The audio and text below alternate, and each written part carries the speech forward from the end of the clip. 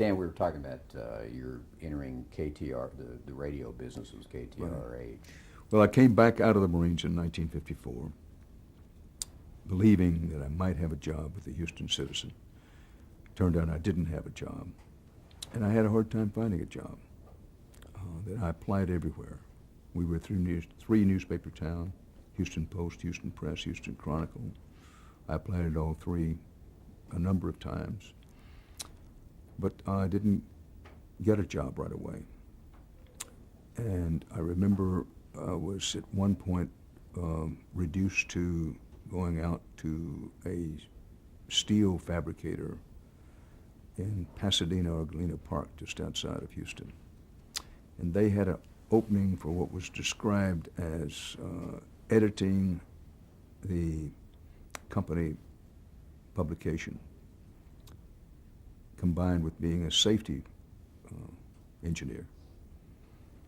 Well, engineering overstated it. It was really somebody in charge of safety. It was a combination job. You turned out the house organ, and you were the safety person. And Safety officers. Yeah, and I interviewed for this job.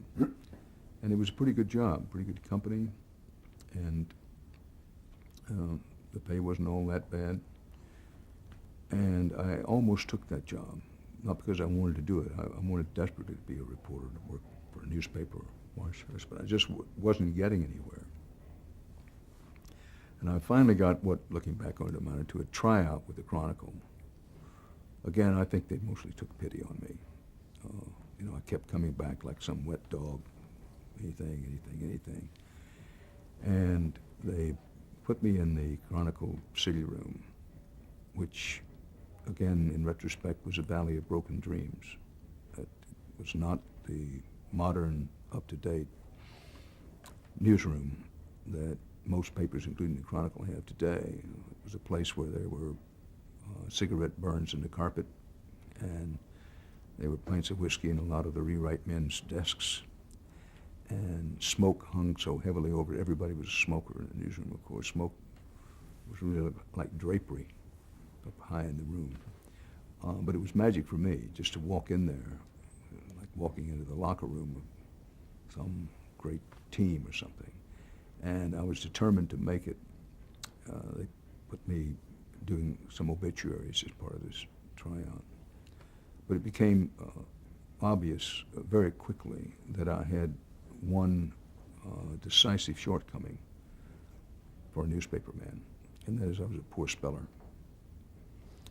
And very quickly, it was my being a poor speller was exposed. Whereas in college, I could look things up in the dictionary. This was long before computers and spell check. If we'd had computers and spell check, I'd have been a newspaper man for all my life. But it was obvious very quickly that I wasn't going to make it with the Chronicle. I can remember sometimes I had 5 or 6 misspelled words. I'm not proud of it, I'm ashamed of it, but it's true. But the Chronicle owned a radio station, KTRH, which was across the street in the Rice Hotel. All of these entities were owned by the Jones interests.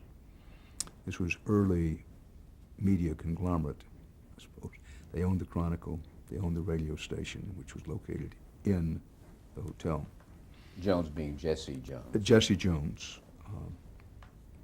By the time I got to the Chronicle, Jesse Jones was gone, and it was in the hands of John T. Jones, who I think was a nephew, and who was nice to me as time went along, but I didn't know him. He didn't know me at this stage.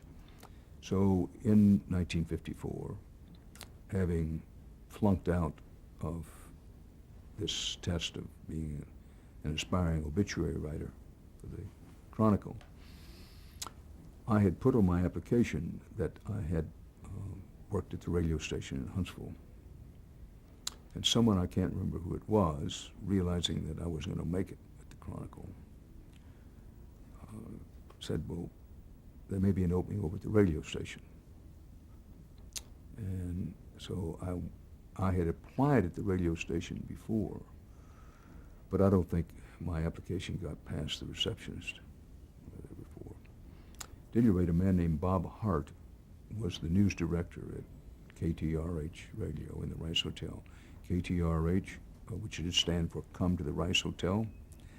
was a 50,000 watt radio station called the Voice of the Golden Gulf Coast. And it was among the most powerful radio stations, not just in the region, but in the nation, in terms of its worth, because it was 50,000 watts. It was not clear channel, it was 50,000 watts directed, but nonetheless, it was the most powerful station in Houston, most powerful station around. It was the most profitable station in Houston, and was one of the pillars of the Jesse Jones empire, if you want to call it that. But I went and applied to this man, and he, it turned out, had gone to the same high school I went to. He went to John Reagan High School. I'm not sure that he would have interviewed me had he not.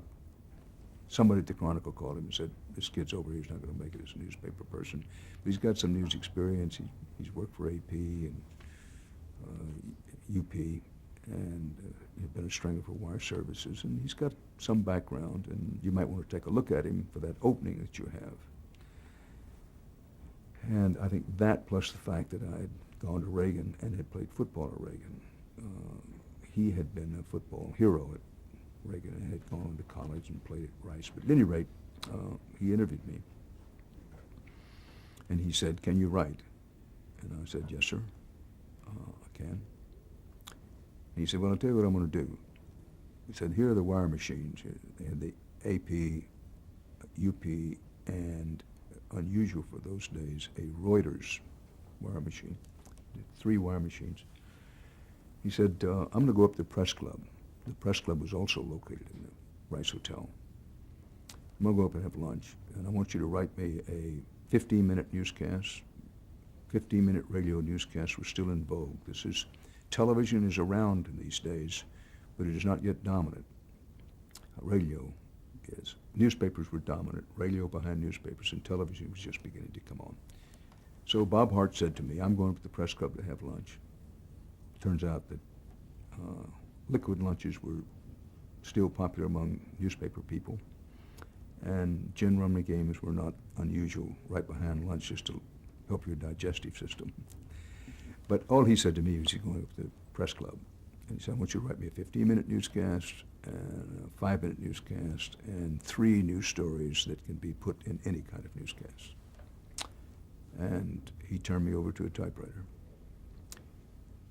Well, I had done this in Huntsville. I had been writing 6, 8, 10 newscasts a day at this KSAM when I worked while I was going to college at the radio station there. So this rewriting wire copy, and I called the police dispatcher to check and see if there were any local crime stories breaking, which the dispatcher asked me 3 times, who is this and who are you with? And I said, well, you know, my name is Dan Rather and I'm at KTRH Radio. I wasn't going to lie to the police. I didn't tell them I was with KTRH Radio. I told them I was at KTRH Radio, which was true.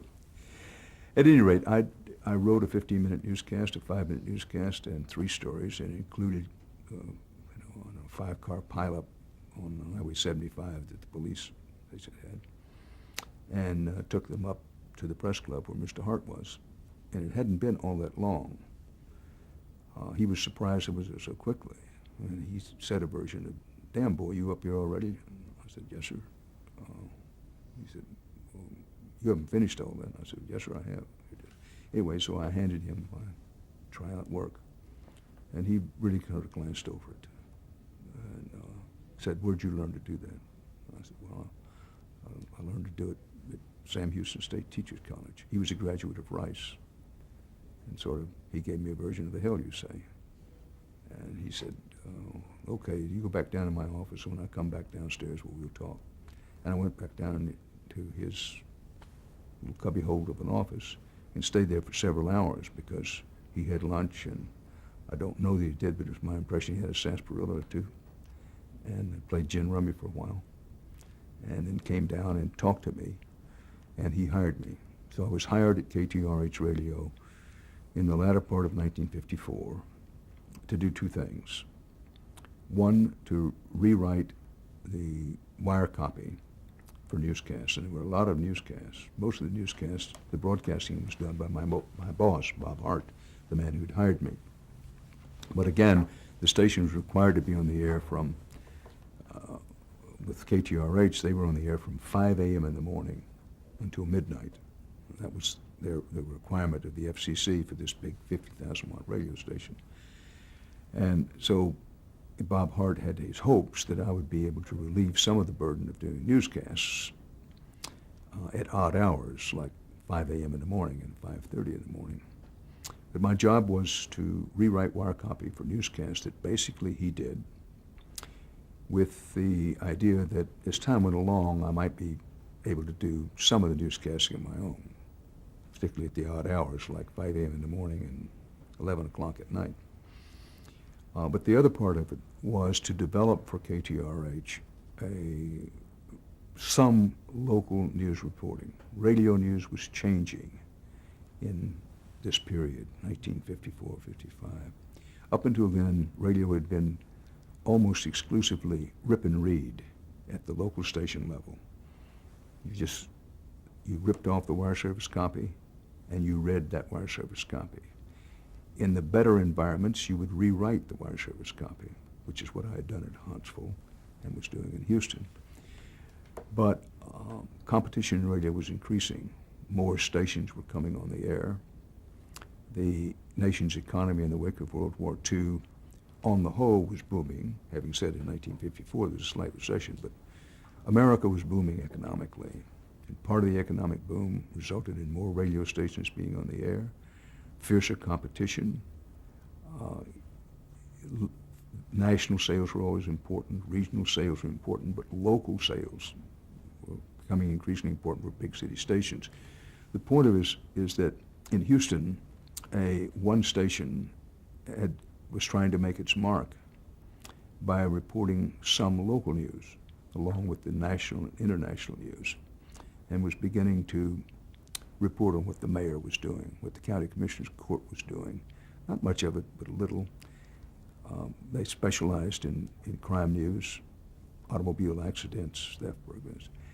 And my boss at KTRH, Bob Hart, could see this as a sort of new trend, and that he wanted me to write some newscasts, maybe eventually do some actually broadcasting, but fan out and be a beat reporter for KTRH.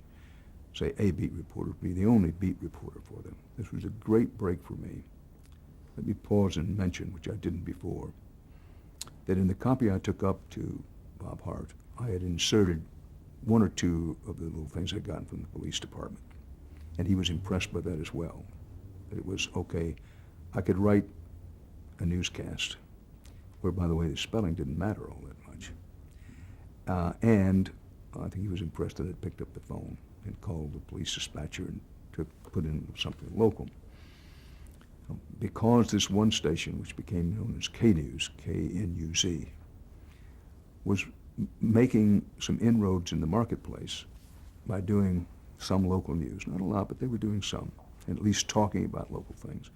Bob Hart, the news director at KTRH, was trying to respond to the competition and what he saw, and saw rightly, as the new trend starting in for radio news, wanted somebody to go out and be a beat reporter.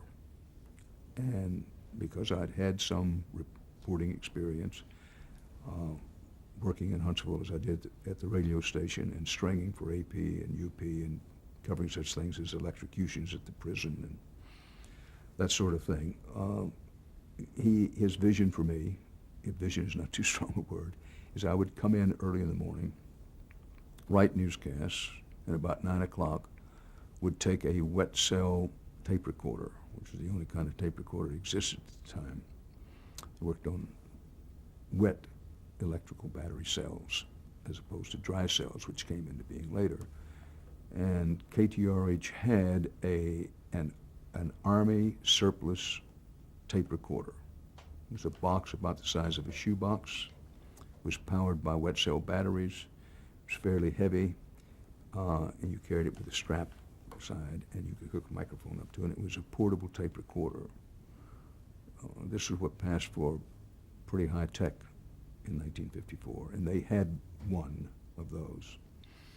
So at about 9 o'clock in the morning, I would take that tape recorder and go to what we call the cop shop, number 61 Reasoner Street, the police station, hang around the police station. I would call in to the newsroom if something happened, big truck car accident or a shooting. Houston always had a lot of shootings. I would attend the city council meetings at City Hall. Sometimes there would be various commission hearings at the county commissioner's court, as we called it, the county government. So I wound up covering City Hall, the courts, the police station. I loved it. I thought at age, I was probably, 22 at the time. That was about as close to heaven as I was likely to get. How long did you do that for KTRA? I did that for 6 years, 1954 to 1960. That I eventually graduated, was promoted from doing writing newscasts, rewriting newscasts for other people. They allowed me to come in. I was supposed to get to work at 3:30 in the morning and be on the air at 5 o'clock in the morning with material that I had gathered and written, and I got to broadcast it at 5 a.m. in the morning, because the 5 a.m. to 7 a.m. period was a very lucrative on-the-air time at the radio station. Agriculture was still big along the Texas Gulf Coast, and we had the farm and ranch hours. A man named Dewey Compton, who was a graduate of Texas A&M and had grown up on a farm, Dewdrop Compton, we call him, Dewdrop Compton, in the farm and ranch hours, 6 to 7. He spoke to farmers and ranchers all up and down the Gulf Coast, advertising everything from fertilizer to feed to some spray, keep the boll weevils out of the cotton. And when we come on at 5 a.m. in the morning, I was supposed to be ready with a little news capsule. Did it 5 o'clock, 5:30, 6, 6:30, 7 o'clock, get into what became later known as drive time radio, people beginning to drive to work. Things changed. Bill Zach, who was a disc jockey, conversationalist, would come on at 7 o'clock. And eventually I began to do those newscasts as well. Before then I was fan out to the radio station. I developed good sources at the police station, the courts, City Hall. Important for any journalist. I was trained by Hugh Cunningham, you're only as good as your sources. So I developed sources I could call people. And so our newscast got a reputation for being alert to local news. We also had the advantage that the Chronicle owned the station, and that I developed a system in which the people at the Chronicle would put in carbons on their stories that they would spike to this city editor, and I would collect those carbons during the day, and they would be lead zone stories, or sometimes rewrite them for the newscast. And then in what was considered, I say this with a smile, a breakthrough idea, I had the idea of actually doing broadcasts from the Chronicle newsroom, live from the Houston Chronicle newsroom. This is KTRH News at 8, Dan Rather reporting. The paper sort of liked that because of promotional for the paper. They were in a fierce circulation struggle with the Houston Post and Houston Press. So it was seen as a good thing for the paper, a good thing for the radio station, something a little different. So in the 6 years, these things developed. I eventually became, in 1956, the Director of News and Public Affairs for KTRH Radio. Again, it was one of those jobs where I was the director mostly of myself. But looking back on it, they were 6 very productive years for me, in that I had a chance to learn the craft, practice the craft. And it was an environment which was pretty big league radio, that I was allowed to make my mistakes. When I first started broadcasting, I never was heavily accented. I was blessed. Neither my mother nor father were particularly heavily accented. We had some Texas accent, dropping G's, taking instead of taking, making instead of making. But the worst thing as a broadcaster was, and it was very Texan at that time, sometimes you would create extra syllables for words, and sometimes you would leave out syllables for words. Example would be giving the weather forecast. In the beginning, nobody corrected me in Huntsville, so I kept doing it. We'd just say, winds along the coast are predicted to be light and bearable. and some English teacher would call the radio station. I always had the impression that she had a martini or two, say in a slightly slurry voice, "Damn it, boy, that word is variable. There's an I in there. Variable, variable, variable. You got it?" I said, "Yes, ma'am." And then I'd go right back on the air and say variable again, you know. But I began to correct little things like that. Mm-hmm. Here's the point about the radio station experience for me. It was in some ways the making of me as a reporter, as a journalist. While it's very hard to point to any one thing, part of the making of my dream was to run across a teacher who cared at a critical time in Hugh Cunningham at the college. Pastor Lott, who managed the radio station, who saw me, I think, as a potential, if not diamond in the rough, maybe sapphire in the rough or something. But then when I got to the radio station, just to be able to stay at the station that long built a strong foundation for me. Later in my career, people would say, "God, you stayed at the same radio station for 6 years?" I say, "Yep." "Why did you stay there so long?"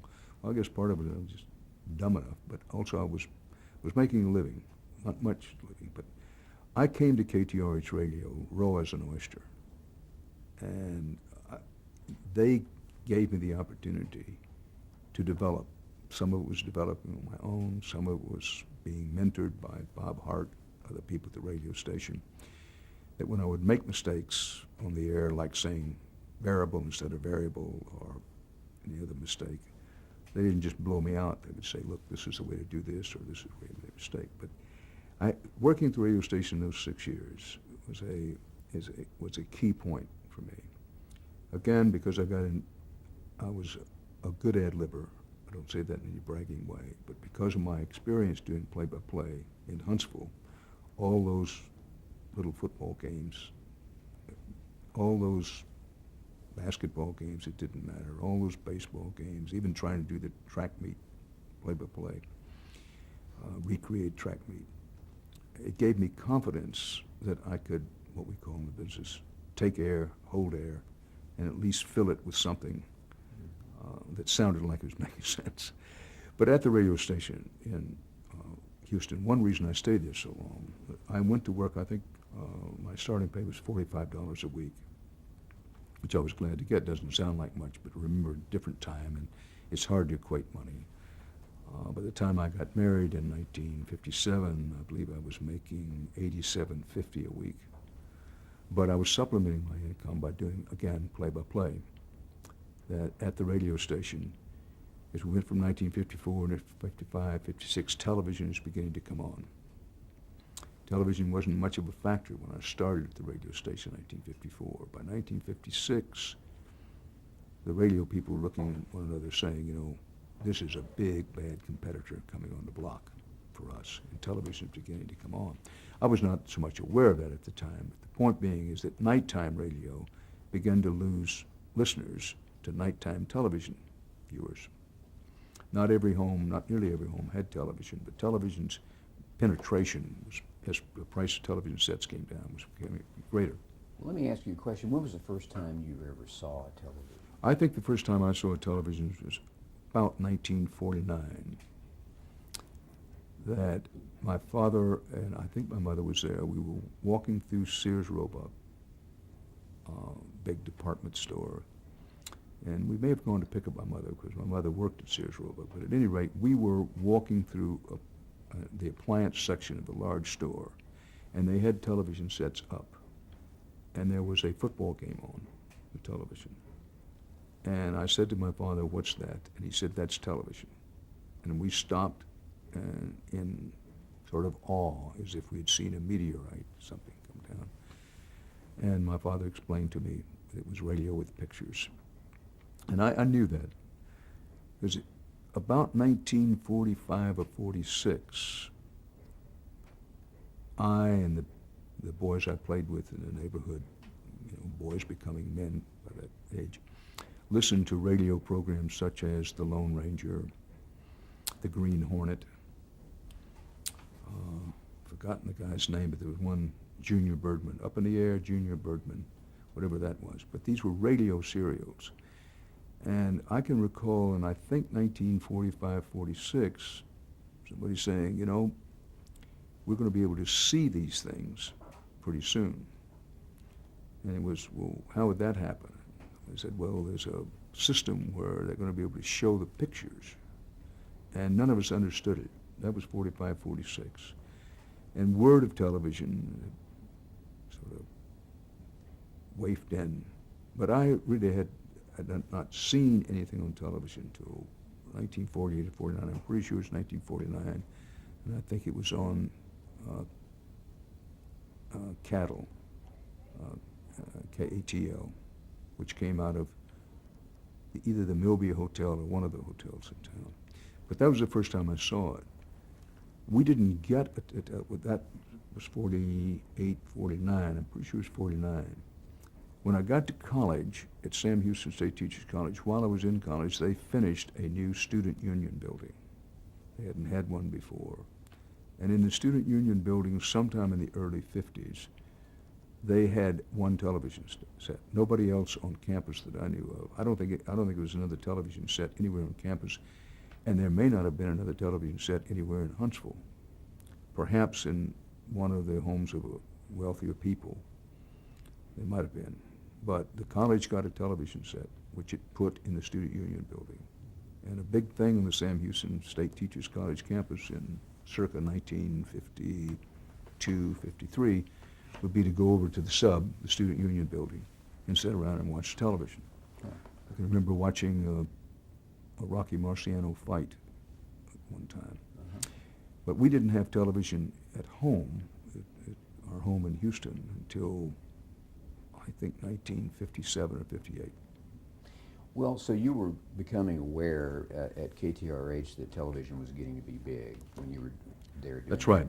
And part of that was because the station manager, he was a lovely man and was, always good to me, had bemoaned the fact that nighttime radio was having trouble getting listeners and therefore selling advertising.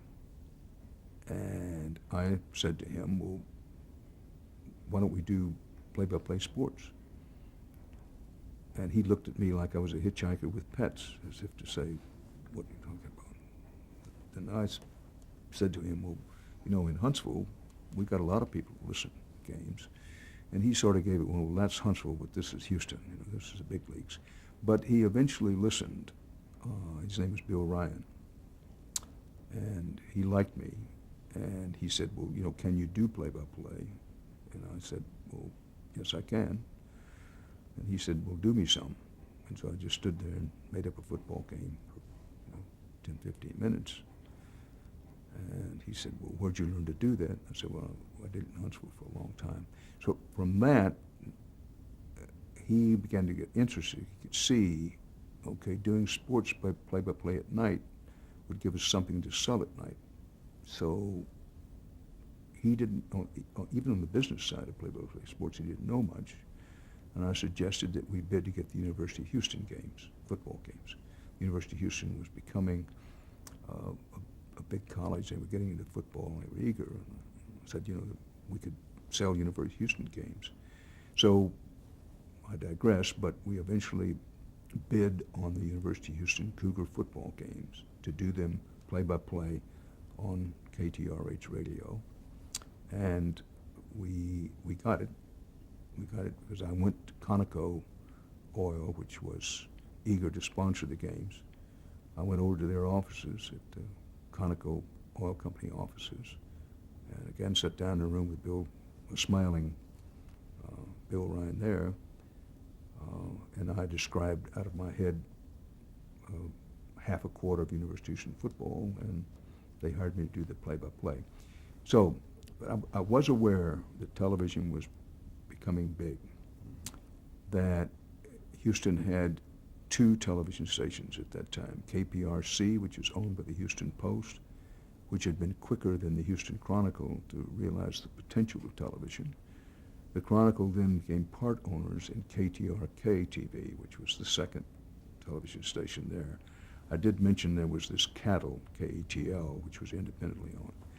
But in the period 1956-57, when KTRK came on, because I worked for the Jones interests, which owned the Chronicle, the KTRH, and they owned part of the television station, that there was talk around about what a tremendous business television had the potential to become.